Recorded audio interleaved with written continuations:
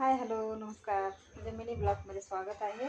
आणि आता वाजले 7 वाजलेला आहे आणि 7ला म्हणजे पूजा सगळं आवरलं आहे आणि पूजाची सजावट आणि देवीची सजावट डेकोरेशन कसं झालेलं आहे चला तुम्हाला दाखवतो.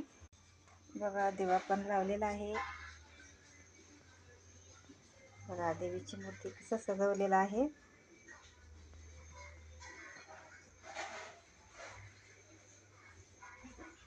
पूर्ण डेकोरेशन आणि लाईटिंग पण लावलेलं आहे. आणि पूर्ण देवांचं पानावर बसवलेलं आहे बघा.